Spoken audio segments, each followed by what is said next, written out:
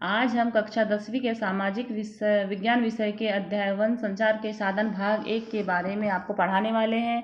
यह इस अध्याय का पहला वीडियो है। इसके बाद के वीडियो को देखने के लिए आप इस चैनल को सब्सक्राइब करें। अध्याय 1 से भारत के संचार के साधनों के बारे में 5 अंक का आता है, इसलिए यह अध्याय आपके लिए बहुत महत्वपूर्ण है।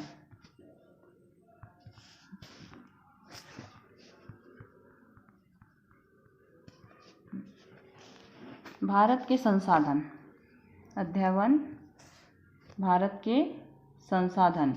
भारत के संसाधन के बारे में मृदा, जल, वन एवं वनस्पतियों के बारे में हम विस्तार से जानकारी लेंगे।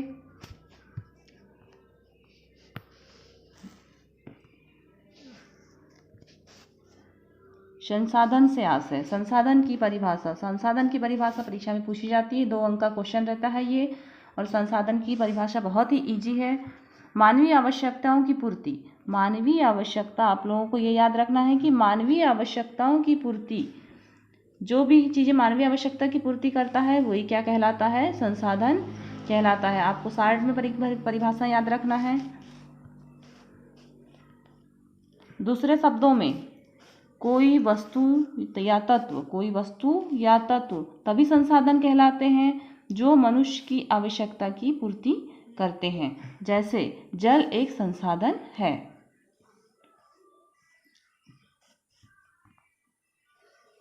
क्योंकि इससे मनुष्यों और अन्य जीवों की प्यास बुझती है। जल के द्वारा मनुष्य और अन्य जीवों की प्यास बुझती है। आप लोग बहुत अच्छे से जानते हैं इसे। खेतों में फसलों की सिंचाई की जाती है और यह स्वच्छता प्रदान करने, भोजन पकाने आदि कार्यों के लिए भी हमारे लिए आवश्यक है। यदि कोई क्वेश्चन आया कि जल के कार्य, तो जल के कार्य भी हम यहाँ से लिख सकते हैं कि जीवों की प्यास बुझती है और खेतों के में सिंचाई की जाती है और स्वच्छता प्रदान करते हैं, भोजन पकाने में आदि में जल का महत्वपूर्ण योगदान है। इसी प्रकार से सभी पदार्थ जो मानव की आवश्यकता, ये हमारी दूसरी परिभाषा है, वे सभी पदार्थ जो मानव की आवश्यकता की पूर्ति करते हैं संसाधन कहलाते हैं। तो आप लोगों को संसाधन की परिभाषा 2 शार्ट रूप में याद करना है कि जो मानव की आवश्यकता की पूर्ति करते हैं वही संसाधन कहलाते हैं। संसाधन मानव जीवन को सरल और सुखद बनाते हैं। आदिकाल में मनुष्य पूर्णतः प्रकृति पर ही निर्भर था। धीरे धीरे मनुष्य ने अपनी बुद्धि कौशल से प्रकृति के तत्व उनकी आवश्यकताओं की पूर्ति हेतु अधिकाधिक उपयोग किया। आज संसार के वे देश अधिक उन्नत व संपन्न हैं जिसके पास अधिक संसाधन हैं। आज संसाधन की उपलब्धता हमारी प्रगति का सूचक बन गई है। इसीलिए संसाधनों का हमारे जीवन में बहुत ही महत्व है। संसाधनों के क्या महत्व है? हाँ, संसाधनों का महत्व। मानव की समस्त आवश्यकताओं की पूर्ति हो रही संसाधन से, इसलिए संसाधन का हमारे जीवन में अत्यधिक महत्व है। हमें यह समझ लेना है कि प्रकृति का कोई भी तत्व तभी संसाधन कहलाता है जब वह किसी मानवीय आवश्यकता की पूर्ति में सहायक हो। आप लोगों को, बच्चों को समझ ही लेना है कि संसाधन वही है जो मानव की आवश्यकता की पूर्ति में सहायक है। मैं इससे पहले आपको ये भी बता चुकी हूँ कि जो मानव की आवश्यकता की पूर्ति करते हैं वही संसाधन कहलाते हैं। किसी वस्तु या पदार्थ को संसाधन बनाना मनुष्य के हाथ में है। मनुष्य अपनी बुद्धि, कौशल और तकनीकी ज्ञान से प्राकृतिक तत्वों को अपनी आवश्यकताओं की पूर्ति के लिए उपयोगी और मूल्यवान बना देता है। इस प्रक्रिया से प्राकृतिक तत्व संसाधन बन जाते हैं। संक्षेप में हम कह सकते हैं कि प्राकृतिक संसाधन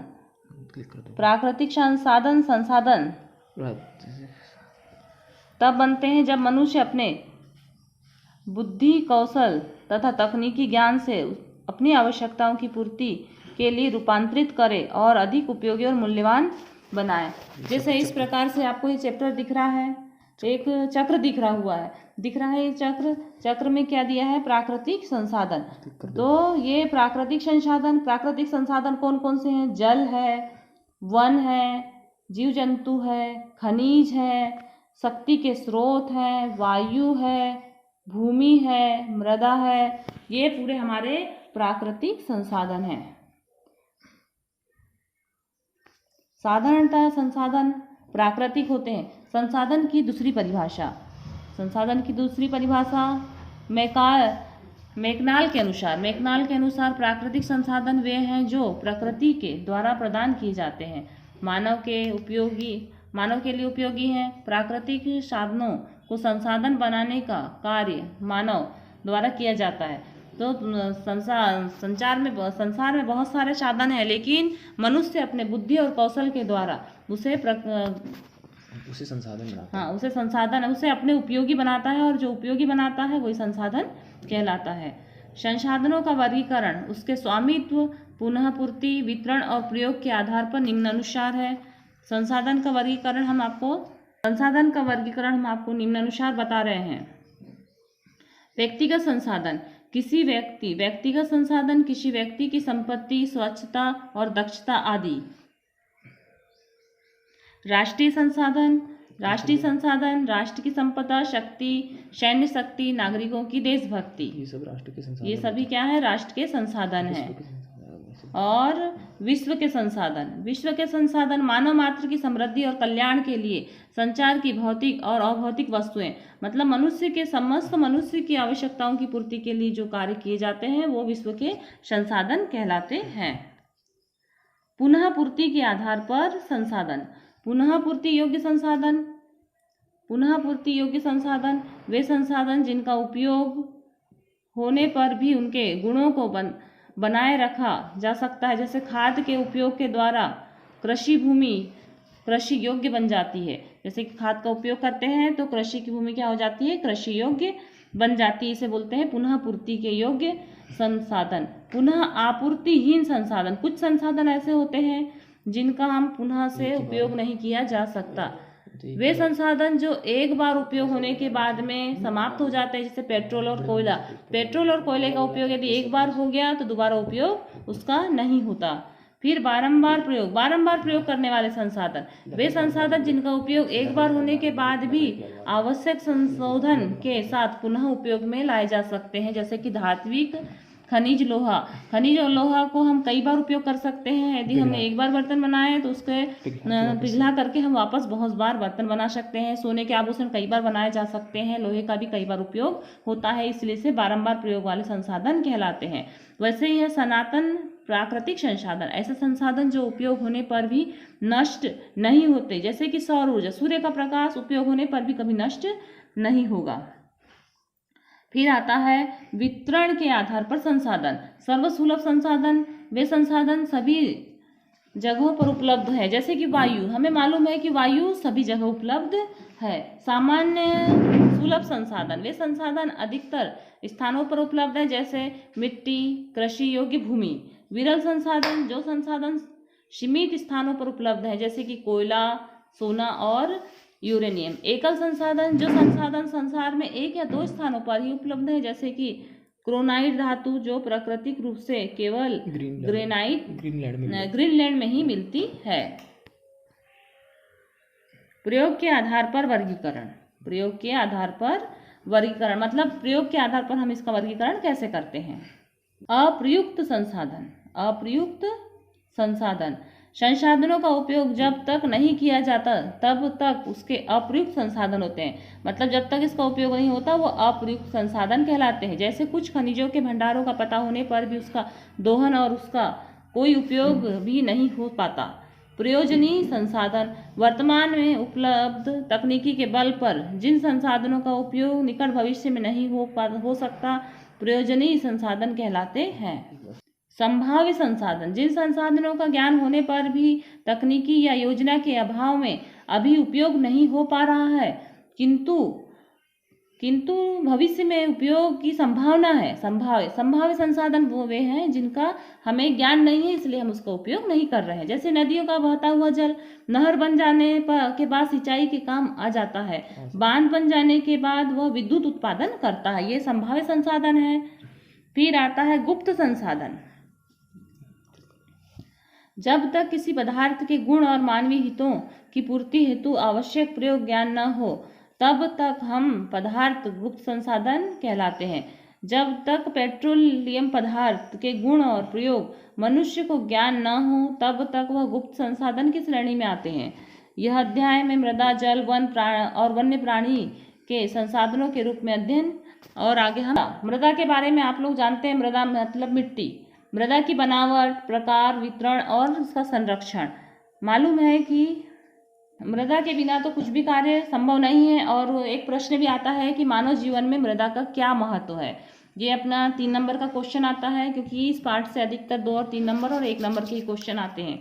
तो मृदा किसान की अमूल्य संपदा है। हमारे देश के आर्थिक विकास का प्रमुख आधार मिट्टी या मृदा है। अमेरिकी मिट्टी विशेषज्ञ डॉक्टर बेनेट के अनुसार मृदा भूपृष्ठ पर मिलने वाले संगठित पदार्थों की एक ऊपरी परत है जो मूल चट्टानों, वनस्पति के योग से बनती है। धरातल के अधिकतर भाग पर मृदा पाई जाती है। यह मूल चट्टानों और जैव पदार्थों का सम्मिश्रण है। इसमें उपयुक्त जलवायु होने पर नाना प्रकार की वनस्पतियां उगती है।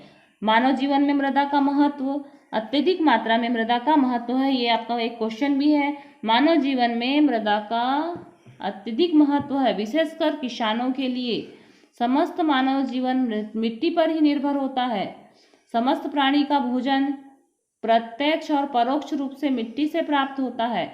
हमारे वस्त्रों के निर्माण में प्रयुक्त कपास, रेशम, जूट और ऊन प्रत्यक्ष और परोक्ष रूप से मिट्टी से ही प्राप्त होते हैं। जैसे भेड़ मिट्टी पर उगी घास खाती है और उन्हें हमें ऊन देती है। रेशम के कीट वनस्पति पर जीते हैं और वनस्पति मिट्टी पर ही उगती है। भारत में लाखों घर मिट्टी के बने हुए होते हैं। भारत में लाखों घर मिट्टी के बने हुए होते हैं। हमारा पशुपालन, उद्योग, कृषि और वनोपज मिट्टी पर ही आधारित है। इस प्रकार मिट्टी हमारे जीवन का प्रमुख आधार है। और विकलाक्स के अनुसार मानव सभ्यता का इतिहास मिट्टी पर का इतिहास है और प्रत्येक व्यक्ति की शिक्षा मिट्टी पर से ही आरंभ होती है। ये हमारा आईएमपी क्वेश्चन है। ये आईएमपी क्वेश्चन है, इसे आप अच्छे से तैयार कर लीजिएगा। मिट्टी के मानव जीवन में उपयोग।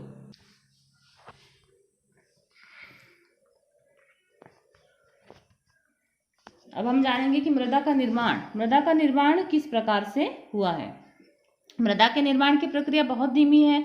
मृदा की 1 सेंटीमीटर परत के निर्माण में सैकड़ों वर्ष लग जाते हैं। 1 सेंटीमीटर के निर्माण में सैकड़ों वर्ष लग जाते हैं।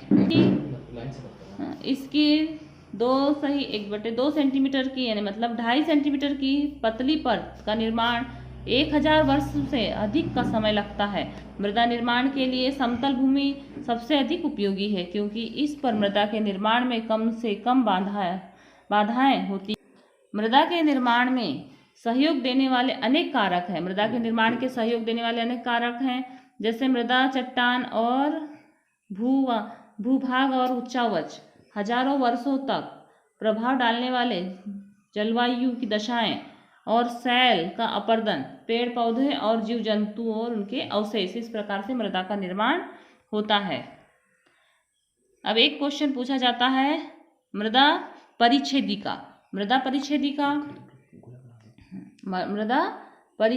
का निर्माण कैसे होता है, और इसका एक चित्र भी आता है।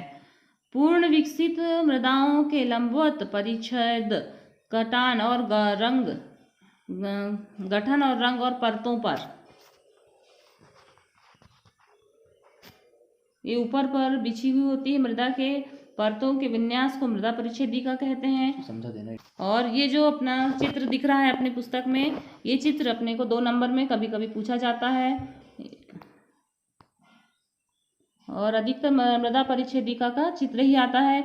ये सबसे ऊपरी परत है। ऊपरी परत मतलब जिसके ऊपर पेड़ पौधे लगे होते हैं, और हम लोग जहाँ निवास कर रहे हैं, जो ऊपरी परत है वो मृदा की ऊपरी परत है, जिस पर सिर्फ मृदा होती है।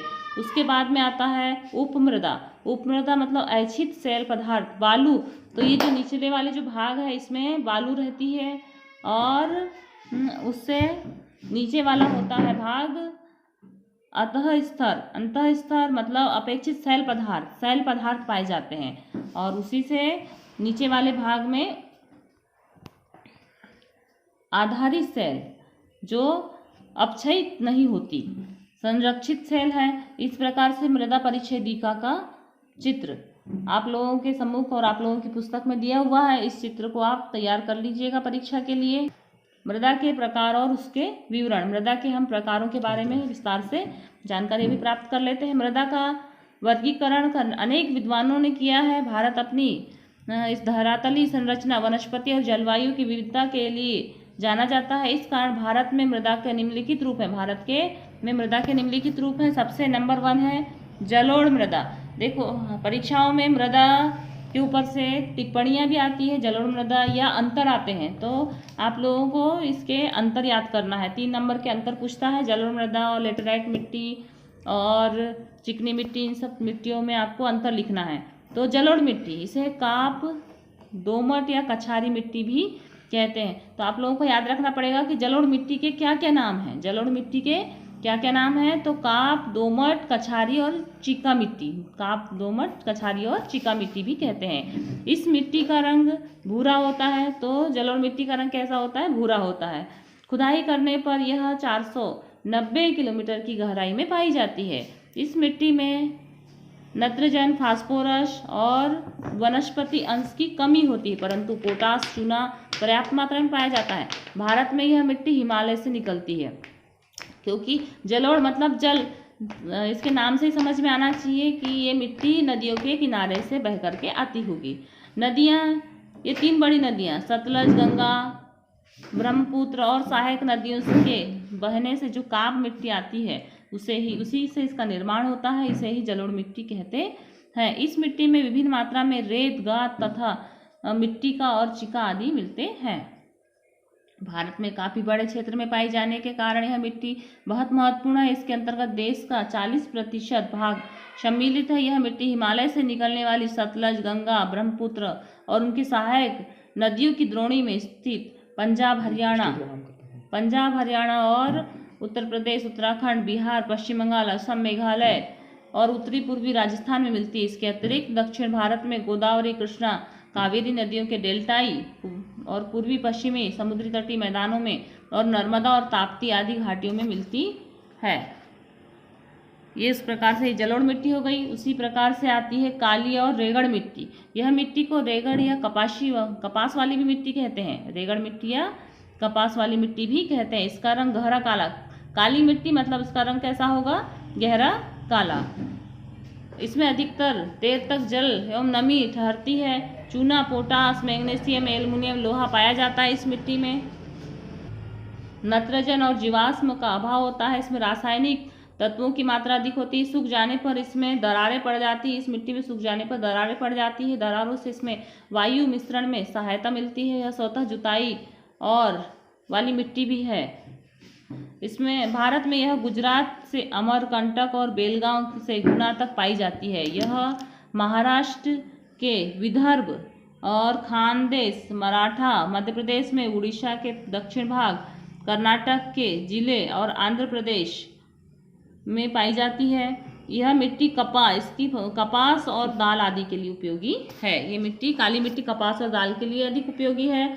इसके 3 पॉइंट याद रख लो कि काली होती है और इसमें कपास की खेती होती है और दालों की खेती होती है। और इसमें मध्य प्रदेश में मिलेगी, ये उड़ीसा में मिलती है, कर्नाटक में मिलती है, गुजरात में मिलती है। अब हम लाल मिट्टी के बारे में जानकारी प्राप्त करेंगे।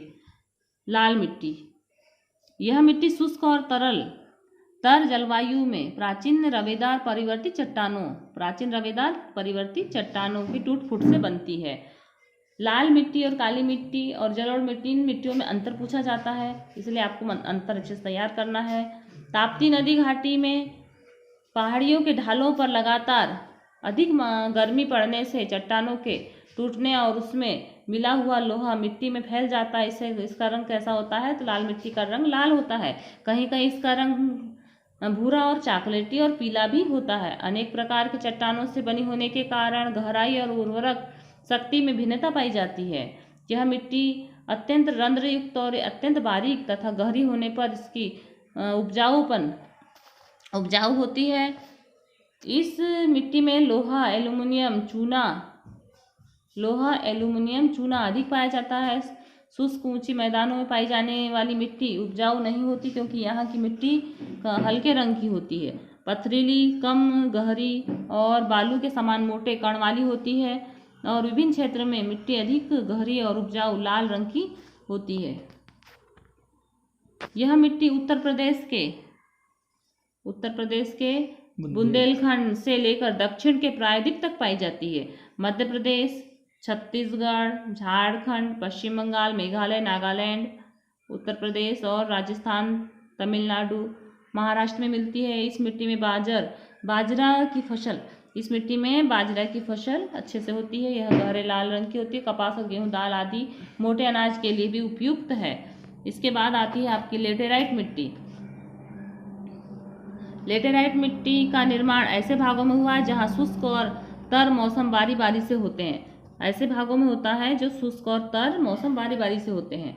और मिट्टी लेटेराइट चट्टानों की टूट फूट से बनती है। मिट्टी चौरस उच्च भूमियों पर मिलती है। इसमें चूना, फास्फोरस, पोटास कम मिलता है किंतु वनस्पति का अंश पर्याप्त होता है। गहरी लेटेराइट मिट्टी में लोहा ऑक्साइड, पोटास की मात्रा अधिक होती है। और लेटेराइट मिट्टी के 3 प्रकार: गहरी लाल लेटेराइट मिट्टी, सफ़ेद लेटेराइट मिट्टी और गहरे जल वाली लेटेराइट मिट्टी। यह तमिलनाडु के पहाड़ी वाले भागों में पाई जाती है। कर्नाटक के कुर्ग जिले में के चौड़े समुद्री तट और महाराष्ट्र के नीलगिरी जिले, पश्चिम बंगाल के बेसाल्ट ग्रेनाइट चट्टानों के बीच तथा उड़ीसा के पठार के ऊपरी भागों में घाटियों मिलती है। यह मिट्टी चावल, कपास, गेहूं और मोटे अनाज, सिनकोना, चाय आदि, कहवा आदि के लिए उपयोगी है। इसके बाद अब हम मरुस्थली मिट्टी के बारे में जानकारी प्राप्त करेंगे। मरुस्थली मिट्टी यह बालू प्रधान मिट्टी है जिसमें बालू के कण मोटे होते हैं और यह मिट्टी दक्षिण पश्चिमी मानसून द्वारा कच्छ के रन से उड़कर भारत के पश्चिमी शुष्क प्रदेश व जमाव में पाई जाती है। इसमें खनिज नमक अधिक मात्रा में पाया जाता है। मरुस्थली मिट्टी में नमी कम रहती है तथा वनस्पति के अंश भी कम पाए जाते हैं किंतु सिंचाई करने पर यह उपजाऊ हो जाती है। यह मिट्टी गेहूं, गन्ना, कपास, ज्वार, बाजरा, सब्जियां आदि पैदा करने के लिए उपयुक्त होती है। सिंचाई की सुविधा उपलब्ध न होने पर यह बंजर पड़ जाती है। इस प्रकार की शुष्क मिट्टी प्रदेशों में विशेषकर पश्चिमी राजस्थान, गुजरात और दक्षिण पंजाब, दक्षिण हरियाणा और पश्चिमी उत्तर प्रदेश में मिलती है। बस ये इसका मैप दिखा दो। हाँ, ये बता दो मैप। पेन दबा दो, पेन दबा दो। बता दो कहाँ मिलती है। देखो, ये काप मिट्टी पाई जाती है यहाँ काप मिट्टी पाई जाती है। यहाँ पर काली मिट्टी पाई जाती है। यहाँ लाल मिट्टी पाई जाती है। यहाँ पर लेटेराइट मिट्टी, पर्पल कलर में लेटेराइट मिट्टी पाई जाती है। और उसके बाद में जो पीला कलर दिया हुआ है यहाँ पर शुष्क मरुस्थली मिट्टी पाई जाती है। और वन्य और पर्वतीय क्षेत्र वाली मिट्टी पाई जाती है। और दलदली मिट्टी पाई जाती है। जो समुद्र के किनारे वाला भाग है यहाँ दलदली मिट्टी पाई जाती है। और यहाँ पर लवण युक्त मिट्टी पाई जाती है। ये हमने मैप के आधार पर पूरा प्राप्त कर लिए जानकारी। पर्वतीय मिट्टी, यह मिट्टी हिमालय पर्वत श्रेणी पर पाई जाती है। मतलब पर्वतीय मिट्टी मतलब पर्वत पर पाई जाती है। अधिकांश मिट्टी पतली और दलदली और छिद्रयुक्त होती है और नदियों की घाटियों और पहाड़ी ढालों पर यह अधिक गहरी होती है। हिमालय के दक्षिण ढाल पर अधिक खड़ा होने के कारण इसका जमाव अधिक नहीं होता। पहाड़ी ढालों पर तलहटी में और टर्शियरी कालीन मिट्टी पाई जाती है। हल्की बलुई और छिछली छिद्रयुक्त कम वनस्पति रंध्र वाली होती है। हिमालय के ढालों पर बलुई मिट्टी मिलती है। मध्य हिमालय के क्षेत्र में अधिक वनस्पति अंशों वाली उपजाऊ मिट्टी मिलती है। अच्छी वर्षा होने पर यह मिट्टी में दून और कांगड़ा घाटी में और चाय की अच्छी पैदावार होती है। हिमालय के दक्षिण भाग में असम, दार्जिलिंग में चिकनी और महीन मिट्टी मिलती है। इसमें पत्थरों के छोटे टुकड़े अधिक और वनस्पति चूना, लोहा के अंश कम पाए जाते हैं। चाय और आलू के लिए ये उपयुक्त है। नैनीताल, मैसूर और चक्राला आदि स्थानों पर के निकट चूने और डोलोमाइट चट्टानों से मिट्टी प्राप्त होती है। इसमें चीड़ और साल के वृक्ष अधिक पाए जाते हैं। यह ज्वालामुखी उद्गार वाली होती है और ग्रेनाइट और डोलोमाइट आदि आग्नेय चट्टानों में पाई जाती है। इस प्रकार से हमने आज मिट्टी के बारे में जानकारी प्राप्त की है। अगले वाले चैनल में हम मृदा अपरदन के बारे में जानकारी प्राप्त करेंगे। आप इस चैनल को सब्सक्राइब कर दीजिए ताकि हमें सारी हमारे द्वारा डाले गए वीडियो आप तक पहुंच सकें। तो चलिए अगली वीडियो में आपको